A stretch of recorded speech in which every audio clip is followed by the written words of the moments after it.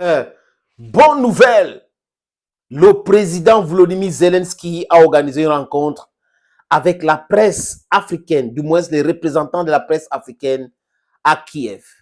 Et c'est ressorti de cette conversation que l'Ukraine veut aider l'Afrique. On applaudit, non, les amis? Non, si on applaudit, pas, on arrive à attraper nos doigts. Du n'importe quoi. Ça veut dire que pendant que on est en train de arracher ses terres, on a détruit son armée, il a écouté bêtement les mythos qui lui ont dit on va vous aider pour en découdre avec la Russie.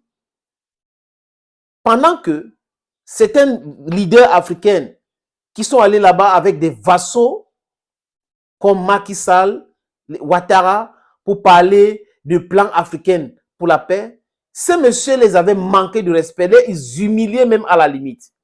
Oui, ils pensaient qu'il était trop fort parce que Joe Biden l'a dit, il ne faut pas les écouter. Oh, bon, il ne faut pas les écouter. Et les chefs d'État et certains vassaux étaient allés à Moscou. Vladimir Poutine les avait reçus. Et il les avait montré la mouture du plan de paix que l'Ukraine était prête à signer à Istanbul avec la Russie. Pour la neutralisation permanente. La neutralité permanente. Mais quoi? Ils ont refusé à la dernière minute parce qu'un certain menteur qu'on appelle Boris Johnson, un mytho patenté, est venu faire des promesses et soutenu par Joe Biden. Et aujourd'hui, regardez l'état de l'Ukraine. Il ose rencontrer la presse qui ne respecte pas la presse africaine. Ça ne lui dit rien. Zelensky manque de respect aux pays africains. Aujourd'hui, comme c'est un peu compliqué pour lui où les gens sont en train de regarder du côté de Gaza, du côté de Palestine, et tout le monde est en train de parler, il vient. La Russie est responsable de ce qui se passe à Gaza aujourd'hui, la crise israélo-palestinienne aujourd'hui, la guerre là-bas, la Russie est responsable. Mais je ne sais pas ce que certains journalistes faisaient là-bas pour lui rappeler ou lui poser la question à savoir, est-ce que vous savez le nombre de Russes juifs qui existent en Israël? On parle de plus de 3 millions. Et ceux qui étaient même à Gaza. Vous savez que la Russie est en train de rapatrier ses concitoyens. Il y a d'autres qui sont à Daghestan, qu'on a installé déjà. Donc, quand quelqu'un raconte les inepties pareilles, il pense qu'on peut le prendre au sérieux. Ce monsieur, c'est comme ça qu'il est. Il passe son temps à raconter du n'importe quoi. Il pense que c'est la comédie.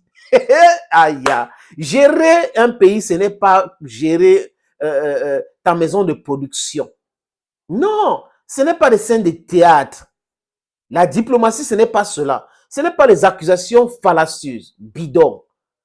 Il fait des affirmations comme ça, les affabulations comme ça, tout le temps. Les amis, et là, il dit que la Russie a monopolisé sa relation avec l'Afrique. Donc, la Russie s'est accaparée de la relation de la diplomatie avec l'Afrique pour dire oui, personne ne doit entrer. Non, c'est n'importe quoi. Il raconte n'importe quoi. La Russie a plus de 40 ambassadeurs en Afrique. 40 ambassades en Afrique. Et la Russie a une relation de longue date avec les pays africains. Depuis l'indépendance, la Russie a formé les cadres pour contester la colonisation. Oui, les pays africains ont eu l'indépendance grâce au soutien de la Russie ou de l'Union soviétique, si vous voulez bien. L'Afrique du Sud, the African National Congress, a été soutenu financièrement, diplomatiquement et militairement par la Russie. Donc, en fait, ce monsieur doit se documenter que de faire des affirmations bidons à chaque fois, les amis. On écoute cet extrait de Volodymyr Zelensky, le président ukrainien qui est aux abois, qui commence à accuser la Russie de tout. La Russie monopolise, la Russie ceci. Et il dit, l'extrait que je vais vous montrer, les amis, il dit dedans que il veut une relation où l'Ukraine va respecter les langues africaines. Qui lui demande quoi, les amis? Hein? Les langues africaines, il n'a pas pu respecter la langue russe que les Russes ou les russophones parlaient en Ukraine. Il n'a pas pu respecter, il a utilisé les militaires d'Azov pour en découdre avec ceux-là. Même une loi a été votée pour qu'on ne parle plus russe dans ce pays. Et c'est avec les pays africains qu'il faut les respecter, les langues africaines. Just empty talk. Il faut respecter l'intégrité territoriale. Oui, parce qu'ils voient que aujourd'hui, là, en difficulté, il faut se montrer avec... Et non, les Africains n'écoutent pas cela. We have gone past that. Le conflit en Ukraine ne nous concerne pas. Réglez votre problème avec la Russie, avec les Européens. Ça ne nous concerne pas. Nous utilisons cette opportunité pour nous libérer. Donc, ça ne nous concerne pas. On ne va jamais s'intéresser. Ça ne va pas être quelque chose qui va être notre priorité parce qu'on a tellement souffert, on est en train de souffrir et nous voulons nous libérer. Et l'Ukraine n'est pas notre priorité. Il faut que ça soit clair, il doit savoir, les amis. Oui. Partagez ça pour que ça arrive chez lui, il doit savoir. Les amis, regardez cette premier extrait de Volodymyr Zelensky. Si nous parlons d'un partenariat stratégique entre nous et n'importe quel État africain, alors il doit être basé sur le respect mutuel. Les relations doivent être fondées sur le respect de l'intégrité territoriale, de la souveraineté, du respect de votre langue et de vos traditions. La Russie a monopolisé les relations avec les pays africains et tout ce que nous voulons, c'est essuyer cette vitre et dire.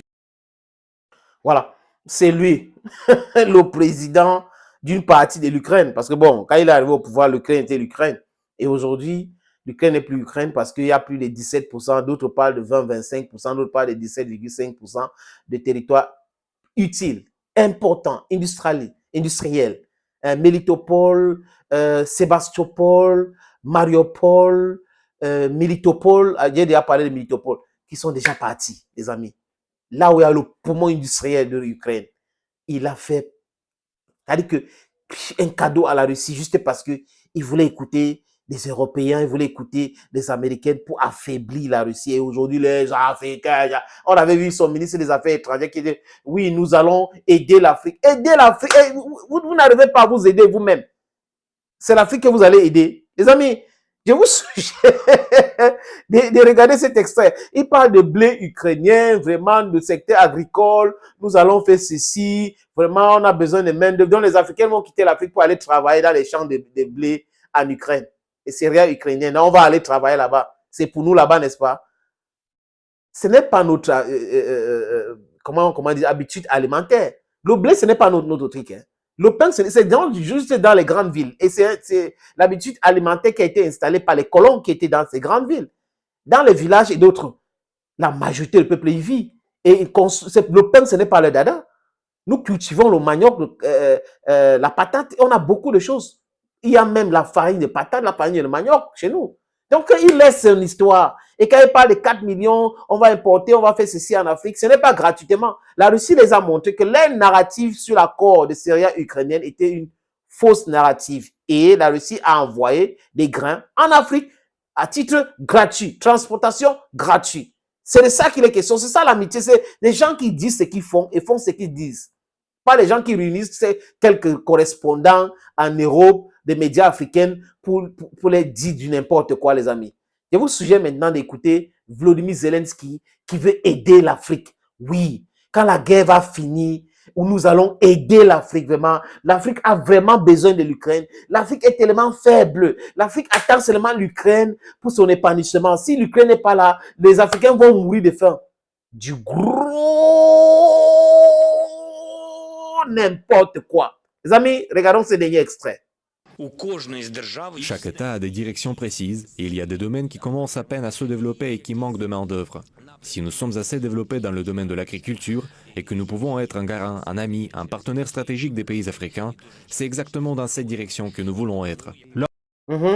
Il parle de notre Afrique, hein. Nous, notre Afrique à nous. Zelensky est en train de parler de nous.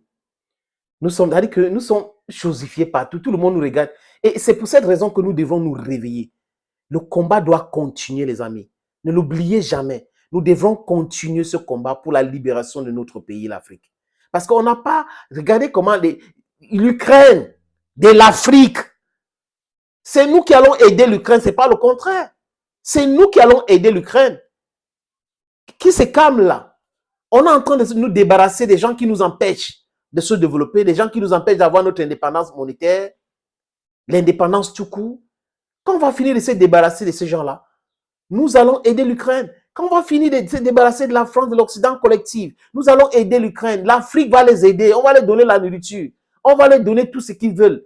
Oui, les ressources naturelles, nous avons. L'Ukraine doit savoir le gaz, le pétrole, manganèse, le cobalt.